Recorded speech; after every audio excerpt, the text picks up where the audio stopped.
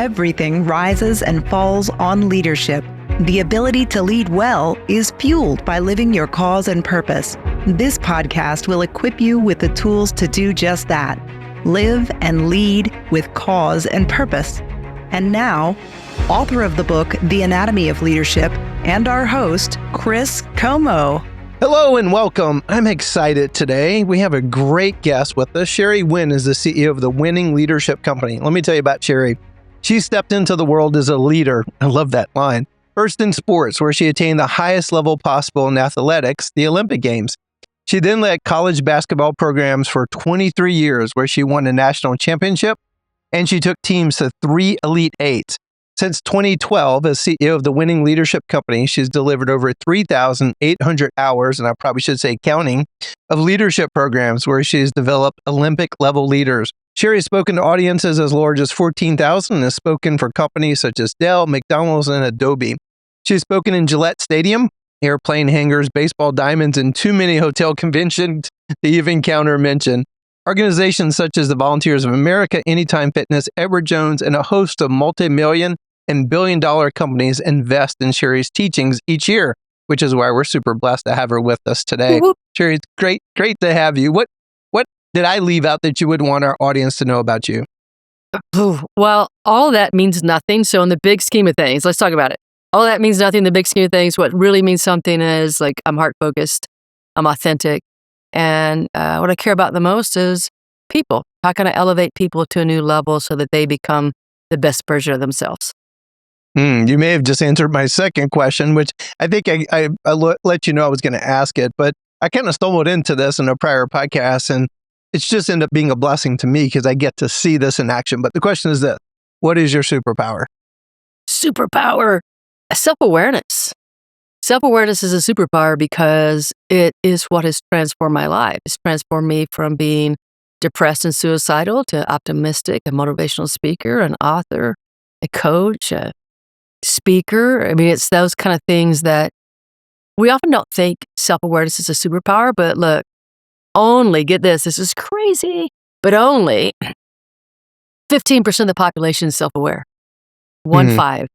So 85% of the people out there don't ask questions like, why do I feel this way? Why did that trigger me? What does that emotion mean?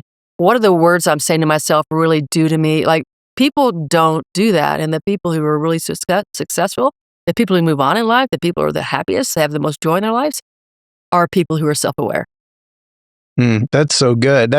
I've never actually had someone answer that way, and I've never heard that statistic before, but I totally believe that. Well, Sherry, first off, thank you. You turned me on to your book, and so Winning Leadership, 7 Secrets to Being a Truly Powerful Leader.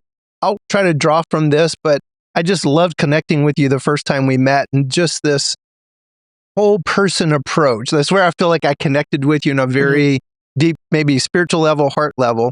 But this does lead to a good first question. What makes you rare or unique is that you talk about leadership as an inside-out practice. What exactly does that mean, and how did your Olympic experience perhaps shape some of that belief? Well, first of all, I think that you can't give what you don't have. So that's number one. So if it's an inside-out practice, that means the more that you understand you, the more that you overcome your limiting beliefs, the more that you self-reflect and grow, the more you have to offer.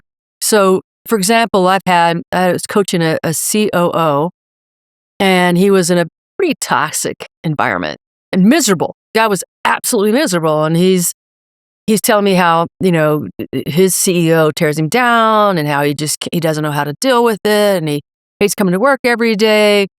And when I talk to him, he goes, "Oh man, I wake up grouchy." And I say, "Okay, let's reverse engineer this. So go through your process when you wake up." He goes, "Well, the first thing I do is I turn on this political, podcast." And I go, "Okay, stop that." He goes, "What do you mean?" He goes, "I love it." I said, "No, you don't." I said, "It's feeding into this emotional addiction you have of being angry. So let's stop that. Let's just start there." And I said, 2 weeks, give me 2 weeks. And in 2 weeks' time, if you don't feel better by listening to some inspirational, and I said, you could choose it. I'll give you some options. Choose whatever, or find one on your own. And then tell me how you feel. And the next week I talked to him, he's like, "I feel so great. This is awesome." And then he went on he eventually quit his job. I didn't say to him to do that. He made a decision, and now he's the CEO of a company, a CEO, Wow. right? Well, why? Because he understood something that was hurting him, and he decided to make the change. And that's what's being inside out. I mean, we get addicted to our emotions. We get addicted to things that not are always helpful. Many of us get addicted to those things. And if we don't know we're addicted, we stay in overwhelm, frustration, anger, stress. We stay in those things because we don't know better and we're addicted to them. If you can learn to get out of those, look how much better we can show up in the world. So I think that answers your first question. It Steve? does, actually.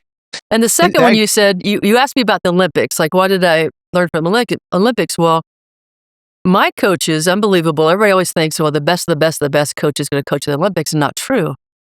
And this was back, you got to remember, so this is back when we were all amateurs. This is back before we were paid. And so our coaches weren't paid much. We were paid nothing. And what I learned from them was absolutely how not to be a leader. That's what they taught me. They taught me how not to be a leader. They taught me all the things you shouldn't say to somebody, all the things you shouldn't do to people. And I'll give you an example real quick. I had a coach, and so I went to him and I said, "Coach, we're tired. I mean, almost the entire team is showing symptoms of overtraining. We have constant headaches, inability to eat, overuse injuries." And this is what he said to me. "What are you? Who you think you are? Are you coach? No, you're not coach. So stop, not coach. Stop. You know nothing." So I learned how valuable it was to listen to people. Wow. It's just that like bootstrap yourself. Well, I was thinking of your first answer. My mentor, I think I shared with you the first time we met, a guy named Dr. Lee Thayer. He was Stephen Covey's mentor. And he wrote many books. He was writing his 56th book, I believe, whenever he passed away in 2020 at the age of 95 or 96. But one of the books he wrote was Mental Hygiene. And I never actually heard that framing before, but you could probably get from the title very quickly in your answer. I'm like, what am I feeding myself? And he turned me on to a book called The Information Diet. And this was the premise of the book. I don't know if you ever read it, but it basically said, we're alive. People used to be starving. Reason why we have obesity now is we have more food available in the history of man. And then they drew a quick corollary to we're alive in the information age. So you have more information available in the history of man.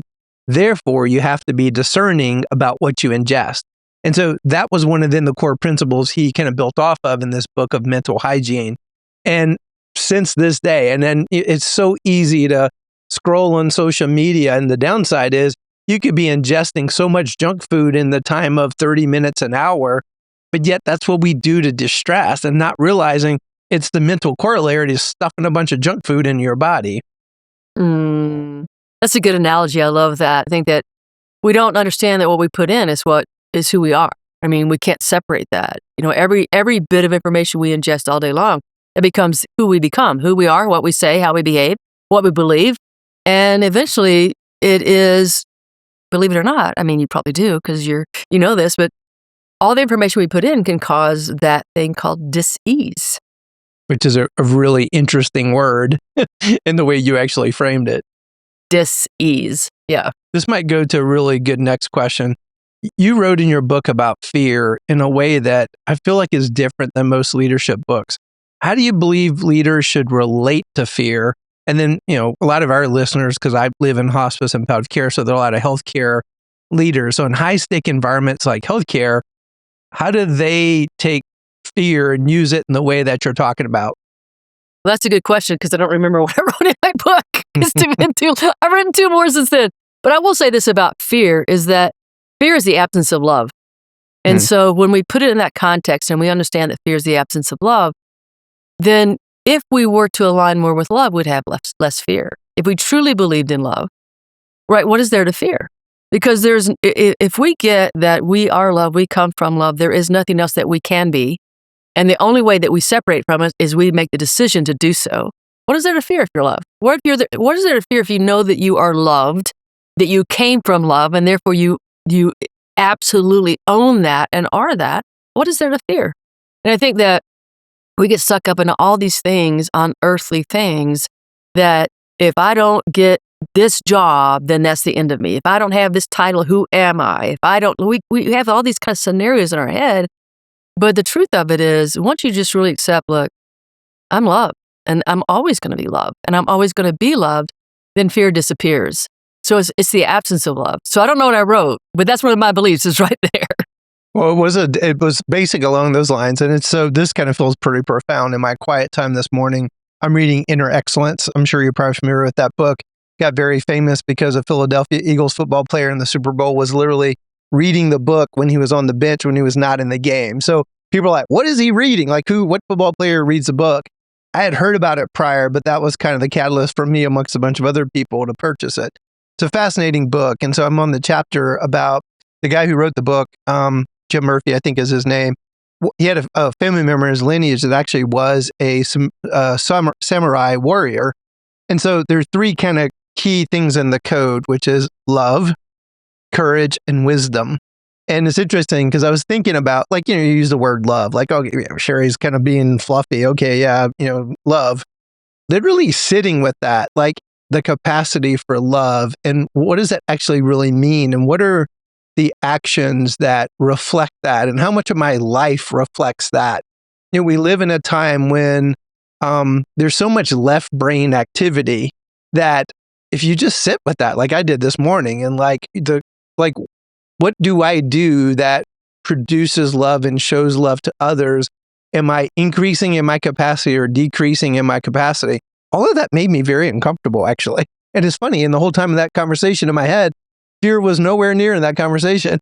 Yeah, no. So when I say, it's funny because you said, if you say love, it sounds fluffy. And it's exactly who I was maybe 20 years ago. I go, oh, why am I talking about love? This is so stupid. And somebody says they love me. They don't even know they love me. Like, I was just so anti, this is stupid, silly, stop it, get out of my face kind of with it. But it's not romantic love I'm talking about. I mean, it's really about compassion, empathy, gratitude, joy, peace, serenity. It's all the positive emotions. When I say love, I mean all those positive emotions. Who doesn't want to feel those positive emotions? Who would say no to that? Right? So when I say love, I'm not talking about, the romantic love we often associate it with. It's so much deeper than that. I mean, the love that I'm talking about is I think about my father who, and he remarried. My parents divorced after 23 years of marriage, and he remarried a woman. And her last 10 to 12 years of her life, he was her caretaker. I mean, he did all the cooking, he did all the cleaning. He's the one that got her out of bed, put her in her wheelchair, rolled her wherever she needed to go. He's the one that took her to the bathroom every single time to go back, gave her baths, dressed her, changed her diaper. Like, look, I'm telling you, you can't do that if you don't have love in your heart. You just can't do that. I mean, you would hire somebody in, and I'm not saying if you hire somebody you don't have love, because sometimes your circumstances are different. But, when I'm talking about love, I'm talking about that kind of deep compassion that you have, A, for yourself, and B, for other people, how you show up in the world. And so, what's opposite of that? Well, greed, anger, frustration, You just made me think about, so, we work with a lot of hospice and palliative care leaders, and we walk alongside those caregivers doing exactly what you're talking about. Never thought about framing it this way before, but in many situations, we are the facilitators of love and showing love in the care that we're providing, but also facilitating that caregiver to keep showing up. Because I love how you kind of reeled it back, because there's some people that absolutely need those caregivers to come in. I mean, there's only so much that's humanly possible. And a lot of these caregivers are, I don't know how old your dad was, but they're 85, 90 years old doing stuff that would be a strain on someone younger than me. So I love that. I'm actually going to use that. We are facilitators of love. Well, you are. You absolutely are. I mean, that's what healthcare should be about. It's what the center it should be about. And especially when you're in the type of care that you are, it's at that place where people have, they're reflecting, they're looking back, they're either living in regret or they're living in gratitude at that age of their life. And I would much rather at that age live in gratitude than regret. Yeah, very much so. In fact, quite often what we'll see is you'll see lifetimes sometimes of those negative emotions, and the miracles that happen under our care, we're facilitators of that sometimes, is sometimes there is that shift from regret to forgiveness to healing.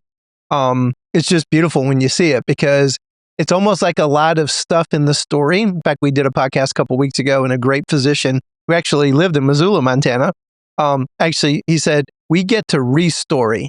Like there's something that happens under our care that sometimes that whole story, yes, it wasn't good, it was negative, but there's a re-story that's told. And it doesn't always end up being the beautiful ending. One time, this lady came up to me at a fundraiser when I was the CEO of a hospice, and she said, you need to understand what y'all do. And I thought, oh my God, this is a service recovery issue. But it was not that. She ended up sharing this amazing story of care of her mom. And this was the punchline in what she shared. She said, this experience is now going to change the trajectory of the rest of my life. And I thought, all right, I'm now so bought into this cause and purpose that we're a part of that I'm still a part of it, because that was probably 20 something years ago when that happened. Yeah. And that's exactly what I do too. I mean, people will go, well, you're a leadership coach, you're a speaker, whatever. But what I'm doing is helping people restory. They reframe their stories. They reframe the way they believe in themselves. They reframe old things that they haven't gotten over, which is now impacting their ability to move forward or even to be in the present moment. So it's we're in the same business, which is helping people find their inner peace. That's beautiful. And I'm writing my second book, and it's a lot about what you just said about that kind of reframing and kind of restory. Well, let's keep going here, because I will want to get to some of the other incredible tools in your toolbox as a coach. One of the things in your book, one of the most compelling ideas is that leadership victories happen long before the results show up on the field. Explain, what did you mean by that, and how should leaders think about maybe those invisible moments when you're not on the field presenting to 14,000 people? Well, I mean, to me, it's a victory every single day of who you are and how you show up and what are you able to give to somebody else. So, many times when I coached basketball, and I coached for 23 years at the college level, it would be 10 or 15 or 20 years later before I got a message back from one of those players who then would say to me, I just want to thank you. I want to thank you because what you taught me about never having an excuse, about always finding a way, has changed my world.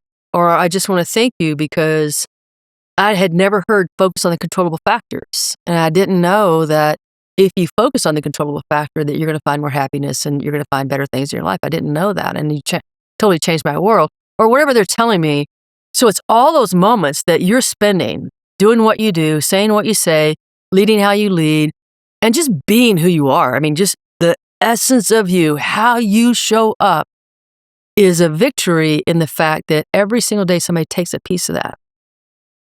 And then it could be that seed you're planting. It could be that something that shows up in them in 2 weeks. It could be 2 months. It could be 10 years. But those are the victories that a leader really is going for. I mean, what better legacy than have somebody 20 years after the fact take the time to write you a note or an email or to call you? Those are the true victories. I mean, we all forget, look, people are probably going to figure out, if you're in business, how much money you made in 1 year, or what did you meet all your goals in that year? Or those things are easily forgotten, but you never forget when one of your team members come back to you and tells you how in a positive way, how you impacted their life. You never forget those. Yeah, 100%. I have a lot of thank you notes in my office as those kind of refeeding those moments back to me. You're right. Those are probably the things I treasure much more than the others. Well, in your book, there's a chapter on slashing excuses to double productivity. And you make a surprising argument about the real damage that excuses cause. Just walk us through what leaders often get wrong about excuses and what changes when they finally take full responsibility. Yeah, so excuses are first of all, it's something that we use to blame outside events, other people, or circumstances. So that's really being a victim. As soon as you put into an excuse, you become a victim. And that's not ever going to move you forward. So when we blame, when I was young and I grew up in a victim household, and I didn't know it, because you don't know it when you're growing up. You have no idea. Like my mom was one and my dad was one. I didn't know. And so I grew up blaming outside events, other people, and circumstances for why I was, who I was, what was happening in my world, etc. That meant that I had no power to change anything. The moment that we take our responsibility, doesn't mean entirely, like if I'm in a situation and I'm in a situation with another person, I can't take responsibility for who they are or how they show up. I can take responsibility for who I am and how I show up, how I navigate that conversation. So when we get rid of those excuses and we start saying, what could I have done better? How can I improve myself? Yes, I take responsibility for this. We have power, and that power is what moves us forward. Excuses don't move anything forward. You can have an excuse for why whatever happened in your world, right? Whatever that excuse is, you can have an excuse, but nothing's changed. So you're going to go to your grave saying, well, I could have been this, but X, X, and X happened. And the truth of it is X, X, and X happens to every single one of us without exception, because it is the human experience that we have multiple challenges in our life. So do you want to learn from them, grow from them, take responsibility from them, get yourself the power, or do you want to always have that reason why you didn't get what you wanted? Sherry, what was the catalyst in your life to go from that victim reality that you were brought up with? I imagine those paradigms were deeply seated in you. So, and I imagine it wasn't like an overnight where you went, okay, well, I'm going to change that. I'm going to be different. It probably was more of a process, but was there a catalytic event that kind of, so tell me about it. Ooh, well, all events kind of end up of stack events. Like, so one event happens and it stacks on the next, it stacks, they just keep stacking until there's like a power, like a boom, like a dynamite event. So that event for me was, I'd had several things go wrong. Like all my life, I grew up as the athlete. I was good, right? You don't get to live at games being bad. So I was a good athlete, but it seemed wherever I go, whatever team I played with, there was always this, it always ended in chaos. It always ended up with this conflict between me and other players, every single experience. And so then my head, because I was a victim, is like, well, they don't like me. It's them, they, whatever. And it ended up, sophomore year in college, I was leading the team in points and assists. Team goes to the coach and says, we can't play with Sherry. The coach, not knowing better, like really not understanding how to deal with conflict, took me down the locker room and says to the team, tell Sherry what you think about her. So they did, unfiltered. Wow. Now you have to imagine, I was already broken. I already had a lot of self-esteem issues after all these events, growing up. And it was brutal to me. It was brutal. And so next 2 weeks I drank. I drank until I would wake up and before I could even get sober, I would wake up and I'd just start drinking again until I passed out. That was the only way I knew how to deal with it. I didn't have any tool sets. That's the only tool set I had. And then I woke up one morning and instead of putting a beer bottle or whiskey bottle in my hand, I had my 38 Snub Nose Special. And I was like, okay, I got 3 choices here. 1, pull that trigger and hope it's true. Aim is true. Number 2, keep living the same miserable existence. Or number 3, change. And I go, change sounds best. I'm no dummy. I was like, change, that sounds better. And so what I did at that point is I started reading self-help books by the dozen. And one of the things that I read that stuck with me was you don't get what you want, you get who you are. To get what you want, you have to change who you are.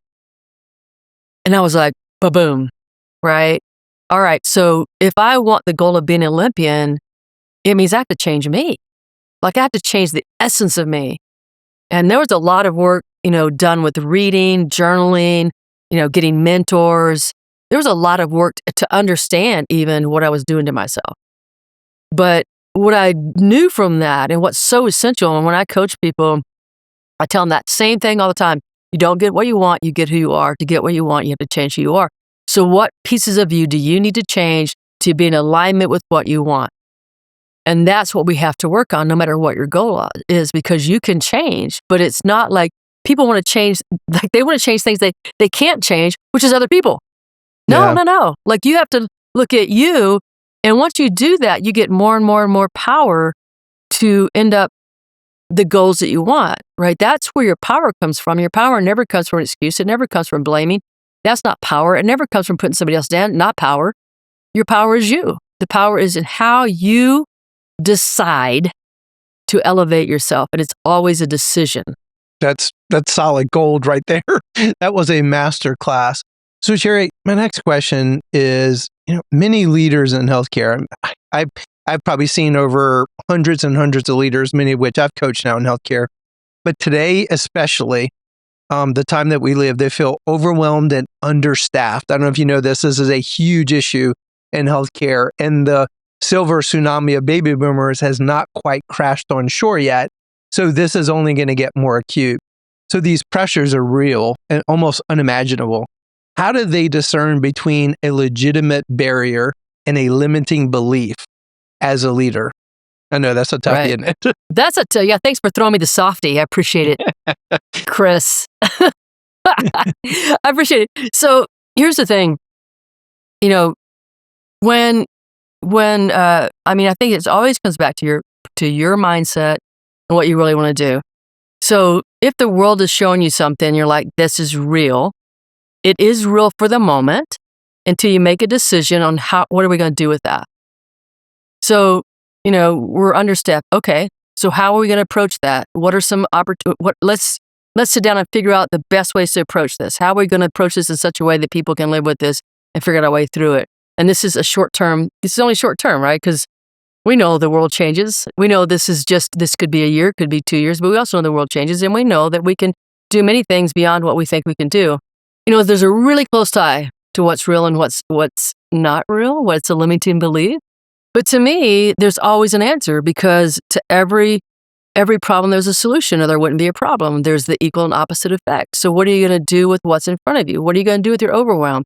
How are you going to teach people to get through overwhelm? What are you going to teach them that's going to allow them to understand their mind is what creates the overwhelm, and not just the situations? Because look, we're always going to have situations. Every day, there's going to be a situation. So how do you teach yourself to get overwhelmed? Do you teach them breathing techniques? Do they know that if they stop and they will take a minute to really breathe? And one of the best breathing techniques I know is to inhale slowly 3, hold for 4, and release for 6. And in that, if you do that for a minute, I guarantee you, whatever you think about is hard, feels a little bit easier.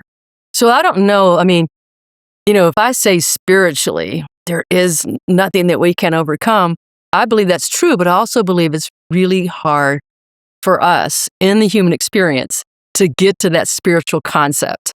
Yeah, that's so well said. I'm reminded of the Stephen Covey story of the USS Nimitz off the coast of Maine, and the Nimitz signals, and the light signals back and says, hey, you probably want to turn, and the Nimitz gets all upset and says, you should turn, and the light signals back and says, we're a lighthouse, you probably should turn. And that's where Covey taught the concept of principles. And I love you were drawing from some great wisdom even earlier about what can you focus on, what can you control versus what you can't. Well, he framed that as, if you understand principles, you're going to have to navigate around those as lighthouses. Mm-hmm. That to me is like, I don't even know how to answer my own question that I asked you. And your answer was brilliant, because it got me thinking that quite often we don't know what the principles are. But the second thing is, we probably have convinced ourselves that there are limits that are almost imagined. And you just reminded me in your answer, there's an amazing leader that we work with. Her name is Tracy Dobson. And because this staffing issue is prevalent everywhere, she said recently, she goes, I no longer even use those words about staffing shortage. She goes, I've been a nurse for 40 something years. There's never been a day that someone called and said, hey, I just want you to know, we got all the staff we need today. So at some level, this issue, yes, is becoming more acute, but we're not even going to name it that anymore because of how it creates the mental constructs of how we think about it. Right. That to me is exactly what I thought of when you were saying what you were saying. There is a math problem, but there may be ways to think about our work that we've never thought about before. Right. You do what you've always done, you're going to get what you always got. That's part 1 of our conversation with Coach Sherry Winn. Part 2 drops this Friday.